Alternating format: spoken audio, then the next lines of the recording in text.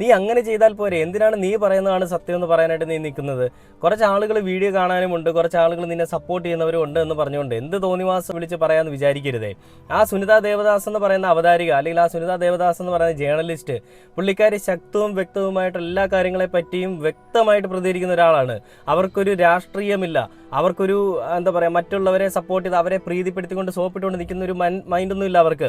അവർ പറയുന്ന കാര്യങ്ങൾ വ്യക്തമായിട്ടുള്ള കാര്യങ്ങളെ പറ്റിയാണ് പുള്ളിക്കാരി സംസാരിക്കുന്നത്. ആ സംസാരിക്കുന്ന കാര്യങ്ങളെപ്പറ്റി പുള്ളിക്കാരിക്ക് കൃത്യമായിട്ടുള്ള ധാരണയുമുണ്ട്. ഇങ്ങനെ സംസാരിക്കുമ്പോൾ നിങ്ങൾ അവർക്കെതിരെ ഈ കുരു പൊട്ടിച്ച് വിട്ടിട്ട് എന്ത് കാര്യമാണുള്ളത്? അവർ ഈ പറയുന്ന മോശമായിട്ടുള്ള കാര്യങ്ങളാണ് ചെയ്യുന്നത്. ഈ സംഘിക്കുട്ടന്മാരെ വിളിച്ച് കളിയാക്കുന്നു, അല്ലെ നരേന്ദ്രമോദിയെ കളിയാക്കുന്നു എന്നൊക്കെ നിങ്ങൾ പറഞ്ഞ് പരാമർശിക്കുമ്പോൾ അവരെന്താണ് പറഞ്ഞതെന്നുള്ളത് കേരളത്തിലെ എല്ലാ ജനങ്ങൾക്കും അറിയാം. അവർ പറഞ്ഞത് എല്ലാ ജനങ്ങളും പറയാൻ ആഗ്രഹിക്കുന്ന കാര്യങ്ങൾ അവർ വ്യക്തമായിട്ട് പറഞ്ഞു. നമുക്കറിയാം, ഞാനടക്കം ഒരുപാട് ആളുകൾ ഈ പറയുന്ന സോഷ്യൽ മീഡിയ അല്ലെ യൂട്യൂബിൽ നമ്മൾ സംസാരിക്കാറുണ്ട്. അപ്പോൾ ഒരു നല്ല ശക്തമായിട്ട് പ്രതികരിക്കുന്ന ഒരു സ്ത്രീ എന്നുള്ള രീതിയിൽ തന്നെയാണ് ഞാൻ പുള്ളിക്കാരിയെ കണ്ടിട്ടുള്ളത്. അല്ലെങ്കിൽ ആ